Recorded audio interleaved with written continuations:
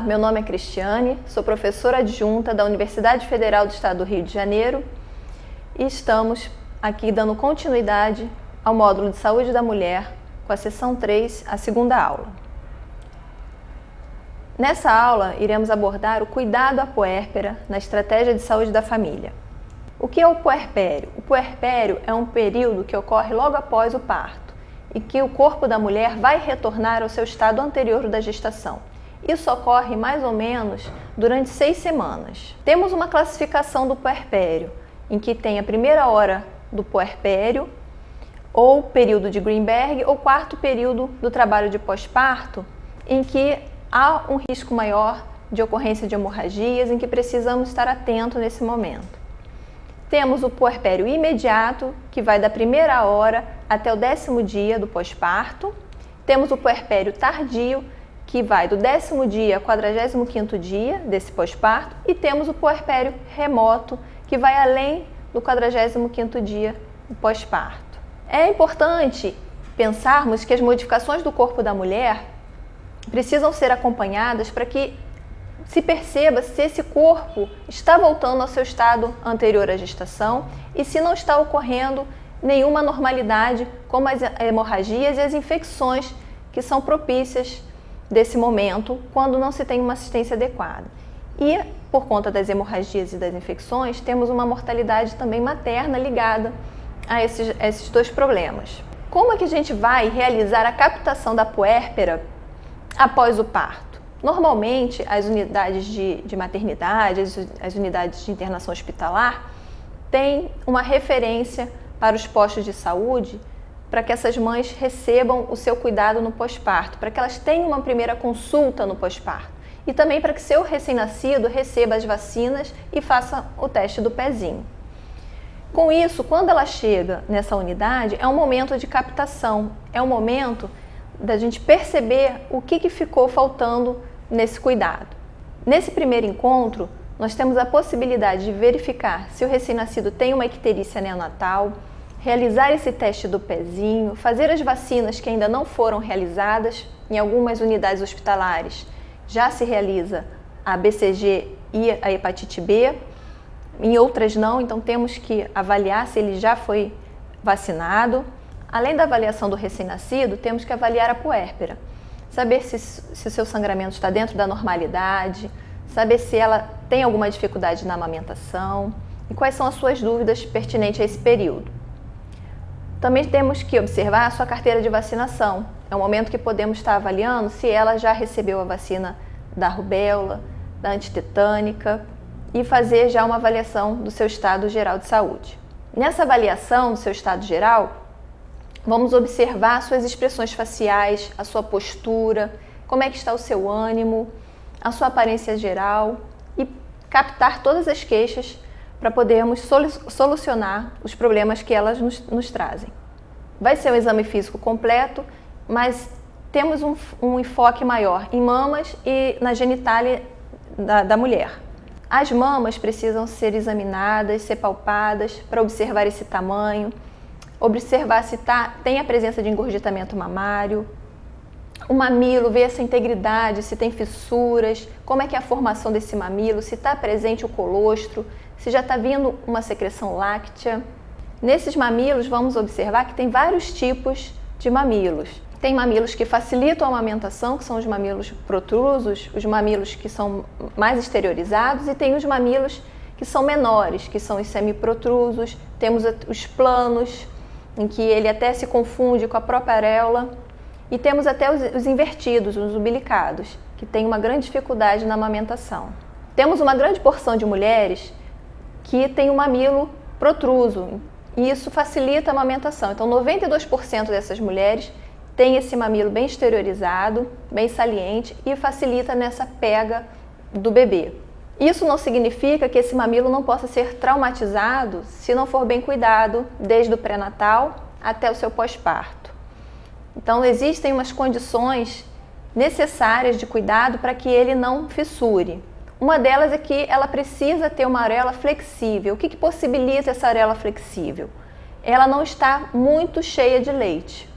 Então, um bebê que não consome muito leite produzido pela mãe a mãe precisa tirar esse excesso de leite na hora de oferecer a mama ao seu recém-nascido. Caso o bebê pegue essa mama muito cheia, o mamilo vai estar endurecido e aí vai poder ocasionar as lesões.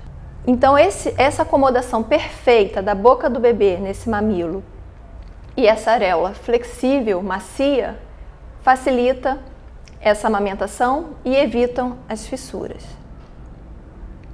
Então temos esses mamilos semiprotrusos que acometem 7% das mulheres. Eles são pouco salientes, como a figura demonstra. Não se percebe muito a limitação entre o mamilo e a areola. E quando você estimula ele a se exteriorizar, ele avança pouco. E por isso ele fica mais sujeito a trauma. O pseudo-invertido ou mal formado. O pseudo-invertido tem uma pequena parcela da população, 0,5% das mulheres possuem esse tipo de mamilo. Na hora em que se estimula a exteriorização dele, ele vem muito pouco e quando para o estímulo, muitas vezes ele retrai imediatamente. É difícil a mulher conseguir amamentar, mas temos casos de sucesso, mesmo com esse tipo de mamilo. O mamilo invertido ou umbilicado, ele conserva-se inalterado quando estimulado, então ele não se exterioriza e muitas vezes, além do mamilo ser invertido, os ductos também são invertidos, então nem se consegue a saída do leite, nem ordenhando a gente consegue a saída desse leite. E ele é um mamilo suscetível a traumas graves. A gente pode perceber uma pigmentação da areola também diferente nessas puérperas, em que tem uma hiperpigmentação e a formação de uma auréola secundária, um sombreamento em volta dessa auréola primária. Continuando esse exame físico, nós temos que avaliar também esse abdômen, a presença de distensão abdominal, que pode estar indicando somente uma presença de gases, mas também pode estar indicando uma infecção puerperal também. Então a gente pode avaliar a função intestinal, tanto auscultando a peristalse e também questionando a essa puérpera quantas vezes ela está evacuando ao dia ou na semana, qual está sendo essa frequência e qual está sendo essa dificuldade. Avaliar também a cicatriz cirúrgica no caso de uma mulher que fez cesariana, avaliar essa cicatrização, se não tem sinais flogísticos, sinais de infecção. Nesse exame físico do abdômen é feita a palpação do útero, tentando avaliar essa localização e essa involução uterina, observando se esse útero está voltando para a cavidade pélvica. Se tiver mais de 10 dias de pós-parto, esse útero já está na cavidade pélvica e não é mais palpável. Mas antes desse tempo, a gente ainda consegue fazer o exame físico palpando esse fundo uterino. Vamos avaliar também os lóquios, esse sangramento. Podemos avaliar pelo absorvente dessa puérpera, sempre fazendo a relação do tempo de troca com a quantidade que está no absorvente. Um absorvente muito saturado pode dar a impressão de um sangramento intenso, mas essa paciente pode nos relatar que há 4, 5 horas atrás ela estava em casa e não trocou ainda o absorvente desde que ficou aguardando o atendimento na unidade. Então, pode ser que aquele absorvente esteja numa quantidade normal, porque o tempo de uso do absorvente já é um período mais longo. Então, quando avaliar a quantidade nesse absorvente, associar sempre o tempo de troca com o volume observado nesse absorvente. Então, vamos avaliar essa quantidade, a coloração, que vai diferenciar de acordo com o tempo de pós-parto, que entre o primeiro e o terceiro dia apresenta uma característica mais sanguinolenta, mais vermelho vivo. Do quarto ao 9º dia, ele fica mais roseado, mais claro. E do 10º dia até 3 semanas, ainda tem uma saída de uma secreção mais serosa, mais clara, voltado para o amarelo. O odor é um odor característico de sangue de menstruação, não devendo estar fétido. Esse odor fétido também não deve ser confundido com o odor de uma higienização inadequada. Então, se a paciente tiver com um problema de higiene, também é o momento de orientar a higienização adequada da genitália. Muitas têm receio no momento de fazer a sua higiene por conta dos pontos que podem ter acontecido durante o parto, durante uma episiotomia. E aí essa higiene fica pobre, né? Não fica eficaz por conta desse medo, desse receio, dessa dor que ela sente no momento em que ela se palpa. A consistência, observar se tem pedaços, se tem restos, ou se ele é líquido mesmo como uma menstruação. O exame físico da região vulvo-perineal também é importante, por ser o local onde o bebê passou e pode ter tido algum traumatismo. E aí observar esse edema, se tem alguma região arroxeada, equimoses ou hematomas, se há presença da epísio, do corte realizado no pós-parto, e se esse corte está cicatrizando de forma adequada, se está com infecção ou não, se há presença de hemorroidas que podem acontecer nesse período de pós-parto. Isso tudo é avaliado no momento em que examinamos a região vulvo-perineal. Nesse exame físico, também questionamos sobre a frequência em que ela está urinando, se ela tem algum desconforto nessa urina, alguma ardência, alguma dor, se ela consegue reter essa urina, porque o parto também pode fazer uma lesão nessa região. Temos que orientar quanto à ingestão hídrica para a prevenção da infecção urinária e para que ela evite segurar essa urina. Sabemos que com os cuidados com o recém-nascido, muitas mulheres não conseguem, por um período, se autocuidar.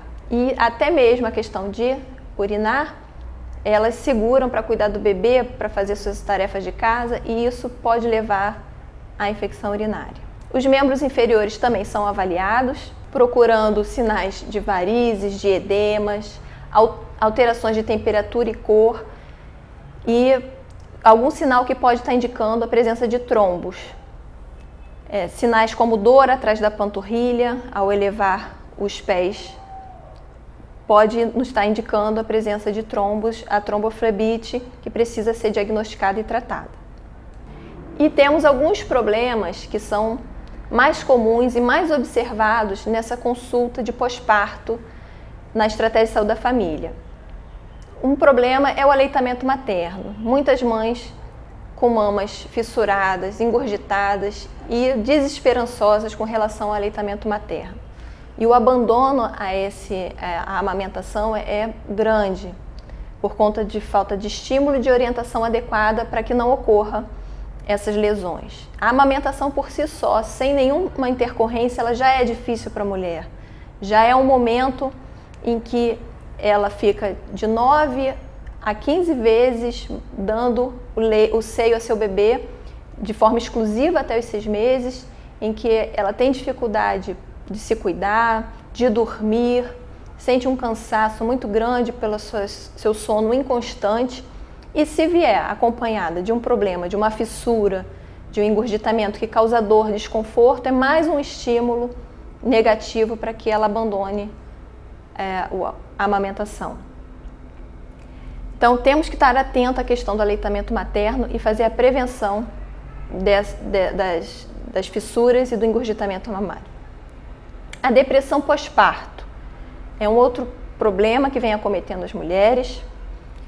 Muitas mulheres, até o 10º dia pós-parto, vão ter a sensação de tristeza, vão pensar na questão de será que eu serei uma boa mãe, não vou ser, se adaptando à nova realidade. Essa tristeza é considerada normal. Depois desse 10º dia, se isso persiste ou agrava, temos que estar atento para encaminhá-las ao acompanhamento de um profissional mais adequado, que seja o psicólogo ou até mesmo um psiquiatra, no caso das psicoses puerperais. A infecção uterina também está presente nesse momento, em algumas situações, quando tem um parto muito traumático ou quando a unidade de saúde não ofereceu as condições de asepsia e antisepsia adequada a um parto cesariano, por exemplo. Isso também Além da infecção uterina interna, nós temos também a infecção na própria cicatriz cirúrgica, seja da cesárea ou da episiotomia. Nessa figura temos alguns exemplos de fissura mamária, onde está aquele dedo mostrando o mamilo, e temos o exemplo também de um engurgitamento que chegou até a abrir uma ferida nesse seio para poder liberar o excesso de leite que estava nessa mama. O próprio seio ficou tão estirado, a pele tão estirada que acabou abrindo uma cavidade nessa mama e causando essa lesão. Para evitar esse tipo de problema, temos algumas orientações do pré-natal que podemos fazer. Um deles são os exercícios de exteriorização, que também não está recomendado para todas as gestantes, porque sabemos que o uso do exercício de exteriorização, ele estimula a produção de ocitocina e pode desencadear um parto prematuro. Então, o exercício de exteriorização está indicado para aquelas mulheres que não têm problemas na gestação atual e também não têm históricos de partos prematuros, de abortos. Então, é um exercício indicado de exteriorização, mas não em todos os casos. Temos a higiene, que temos que orientar que a higiene é realizada somente num banho com água e sabão e que a mulher não deve lavar o mamilo toda vez que for amamentar. Isso vai ressecar esse mamilo e vai causar as fissuras. O banho de sol também seria uma recomendação interessante para fortalecer esse mamilo, uns 15 minutos diariamente do banho de sol no horário da manhã até às 10 horas e após as 4 da tarde, no horário que o sol é mais brando.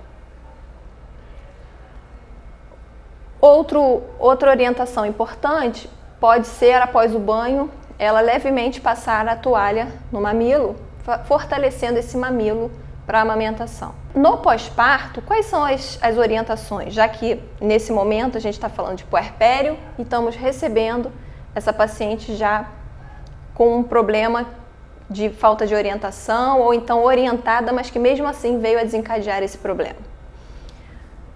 Orientar ela que o bebê tem que fazer uma posição e pega adequada e a sucção é a melhor forma de ordenhar esse leite. Então, o bebê, por ele só, ele vai ordenhar de uma maneira em que vai machucar menos e vai lesionar menos. Não usar nenhum tipo de hidratante, emoliente, porque isso vai fragilizar mais ainda o seio materno e vai ocasionar mais fissuras.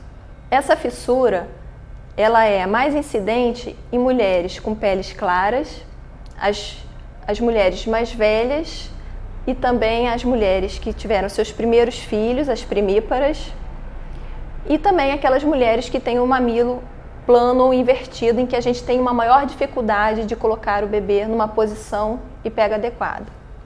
Outros fatores predisponentes estão ligados à sucção ineficiente, um bebê que suga pouco, ordenha pouco e faz com que essa mama túrgida, quando o bebê vá abocanhar, o mamilo não fique flexível, ele fica endurecido e causando as fissuras. O uso também de alguns medicamentos nessa região pode destruir a flora bacteriana residente e propiciar maiores traumas na fissura e até mesmo as infecções pela flora transitória. O uso de emoliente também, como já foi dito, não deve ser usado para não deixar a pele mais delicada e mais sensível, porque remove também as células epiteliais. A higiene excessiva vai ressecar esse mamilo. E no pré-natal é preciso dar todas as orientações em que a gente já recomendou para esse preparo, para essa prevenção. Outros fatores que causam as fissuras é o uso de forma incorreta das bombas. Existem mães que utilizam as bombas, mas que as bombas são utilizadas de forma inadequada, causando muita pressão e machucando esses mamilos. E também realizando uma pega incorreta, em que o bebê não está posicionado barriga com barriga, ele não está reto e isso acaba lesionando esse mamilo, causando as fissuras. E quando essa mulher apresentar fissura, qual é a nossa orientação? Ela deve continuar a amamentação? Não deve? Qual seria a nossa orientação? Temos que avaliar que fissuras são essas. São pequenas fissuras? Se são pequenas, ele vai amamentar normalmente, conforme a livre demanda, conforme o bebê solicitar. Temos que avaliar se essa auréola está bem flexível, se a mama não está muito cheia. Porque se ela continuar cheia e o bebê continuar mamando numa mama muito cheia, vai progredir essa fissura e ela não vai ser mais pequena. Expor também esse mamilo ao sol, quando tem fissura, é uma boa fonte de cicatrização também.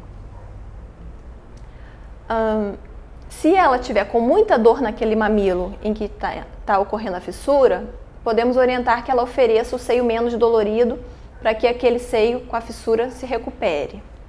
E passar o próprio leite também ajuda nessa cicatrização. Se temos fissuras maiores, umas fissuras médias, a gente orienta que a mulher dê o seio onde tem menos rachaduras, para que aquele tecido possa ter tempo de recuperação.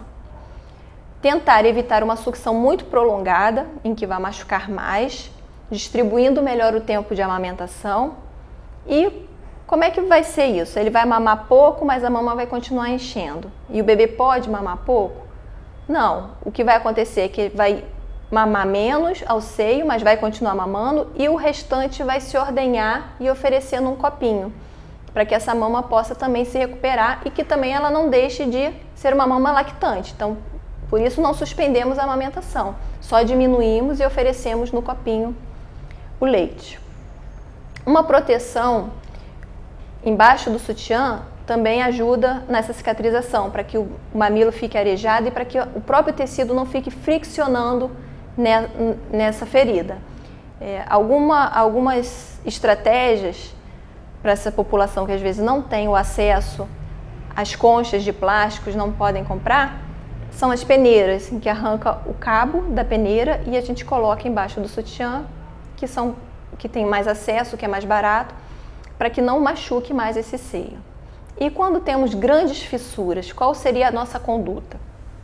A gente suspende a amamentação até que se estabilize, mas se faz a ordenha nos horários em que o bebê solicita a mãe conhece esse bebê, sabe mais ou menos o tempo e a frequência que ele mama, ela já pode ir ordenhando antes e guardando esse leite para posteriormente oferecer em copinho. Qual o cuidado que vamos ter então no engorgitamento mamário? Temos que evitar o acúmulo de leite, fazendo o teste da oferta. Como é esse teste? Colocamos o bebê para mamar, após a amamentação, palpamos as mamas. Se a mulher tiver queixa de dor, de desconforto, quer dizer que a oferta está maior do que a procura. O bebê não está conseguindo dar conta da demanda que essa mama está oferecendo de leite. E nesse caso é preciso que a mulher faça a sua ordenha. E para ela realizar essa ordenha, ela precisa ser orientada pelo profissional de saúde da maneira correta em que é feita essa ordenha. Podemos ter uma mastite puerperal, caso o engurgitamento mamário não seja observado e não seja prevenido. A mastite, ela tem uma característica de ter uma infecção por micro-organismos patogênicos. O que predispõe a mastite puerperal? A presença desses germes anormais, que podem vir pelas lesões que já aconteceram, pelas fissuras, pela má drenagem do leite, com a questão do engurgitamento mamário, pela obstrução desses canais. A mulher também pode estar com uma diminuição de defesa pelo estresse, por todo o processo do trabalho de parto. A fadiga materna, essa tensão pela questão dos cuidados com o recém-nascido, pelo cuidado consigo mesma. E massagens incorretas na tentativa de retirada desse leite, uma mão às vezes que não foi lavada, pode levar à contaminação. Quais seriam os sintomas dessa mastite puerperal? A gente observa aquela mama avermelhada, com calor. Às vezes essa mulher apresenta um aumento de temperatura, hipertermia, e pode apresentar uma cefaleia, um mal-estar. até náuseas e vômitos. E as formas de contaminação, uma delas comentamos que seriam das próprias mãos da mãe ou do pessoal que pode estar ordenhando essa mama. E também temos a possibilidade de vir pela nasofaringe do bebê. Por conta das fissuras desse mamilo, esse bebê abocanha para mamar e contamina também essa mama. E como podemos estar evitando essa mastite puerperal? Temos que orientar essa mãe para que ela possa ter uma higiene das mãos quando ela tiver que amamentar ou então quando ela for ordenhar, que na própria amamentação as mães colocam a sua mão, né, amparando o seio, ou então até mesmo para retirar o seu bebê do seio, ela coloca a sua mão entre a boca e a areola, e isso pode contaminar. A técnica correta de amamentação também vai evitar as lesões, que é uma porta de entrada para as infecções. A massagem e a extração do leite para evitar que ela fique túrgida. Então, realizar todas essas medidas profiláticas e terapêuticas em relação à fissura mamilar e esse engurgitamento mamário. Outra medida profilática é o uso do sutiã. Então, o sutiã que não seja nem apertado e nem frouxo, ele tem uma boa sustentação da mama, e também muito apertado, ele acaba bloqueando a saída de leite, obstruindo e também não sendo benéfico para a mulher. Buscar esse equilíbrio entre oferta e procura, que vai ser regularizada com o tempo, com a sucção do bebê e com o organismo entendendo a necessidade do recém-nascido. Como é que vai tratar uma mastite puerperal? Vai se realizar uma cultura desse material para fazer a cultura com antibiograma, ver quais são os antibióticos que são adequados para aquela mastite e fazer a prescrição adequada desse antibiótico feito pelo médico.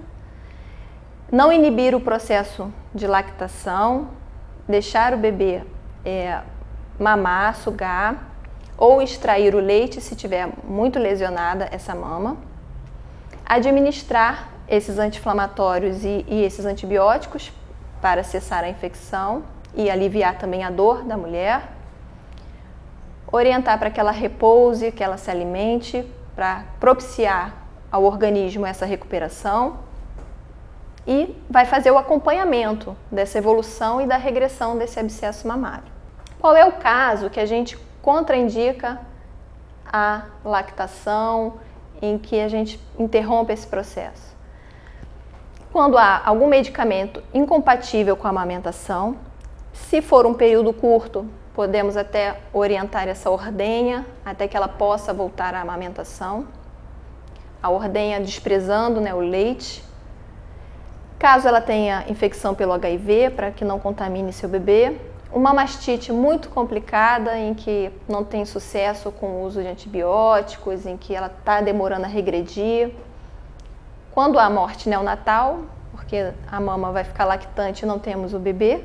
E como fazemos essa conduta? Como que inibimos essa lactação?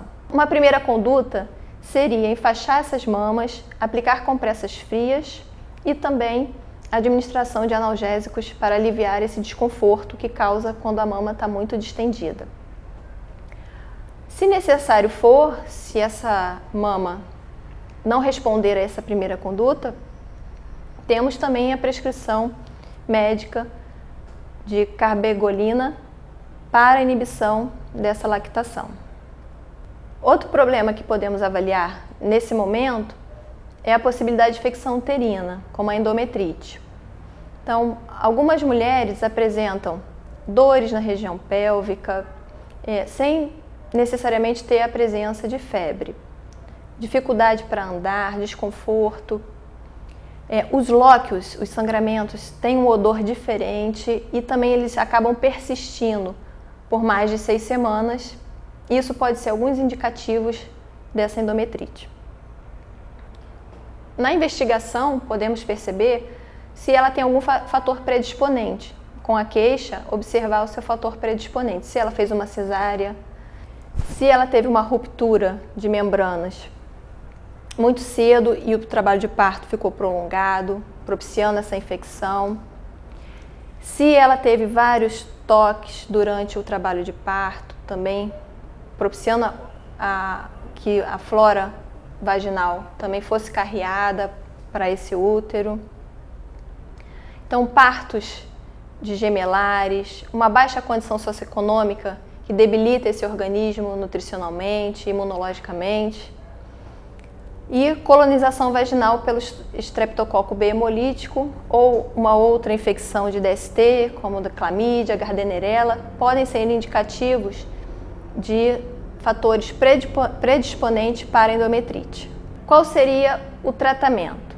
Se a paciente tem um bom estado geral, é prescrito um antibiótico e ela pode fazer o uso em sua residência.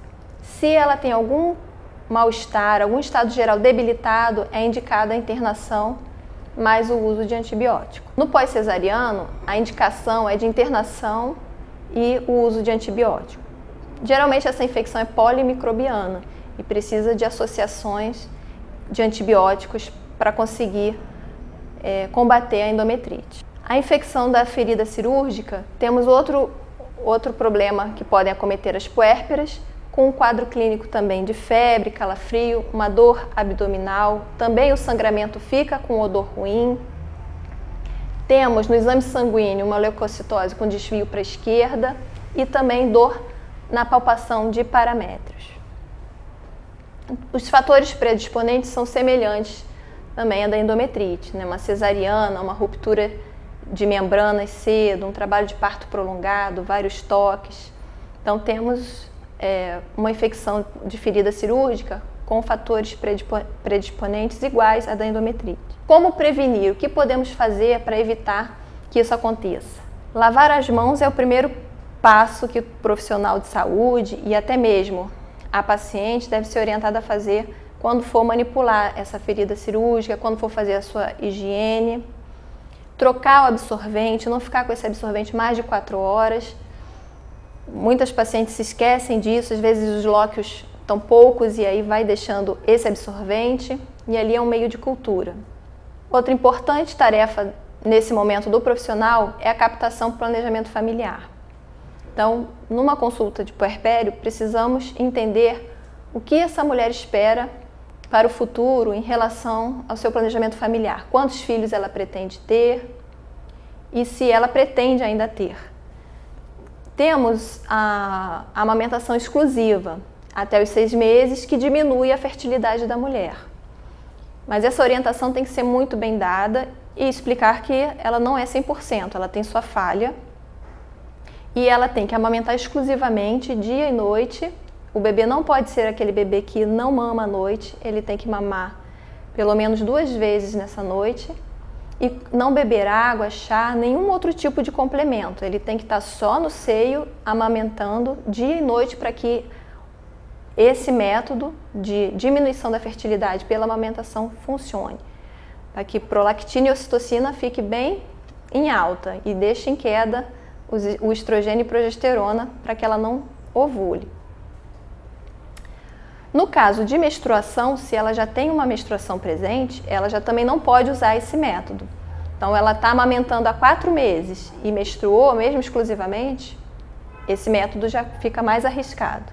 Então, ela tem que usar um outro método e um método que não interfira na amamentação. Então, o médico que vai prescrever uma anticoncepcional oral, por exemplo, ele tem anticoncepcionais adequados para essa fase da mulher que está amamentando. Nesta aula utilizamos como referência o Manual do Ministério da Saúde de pré-natal e puerpério e também temos uma indicação de leitura que é o artigo de Vera Iaconelli sobre depressão pós-parto e psicose. Obrigada.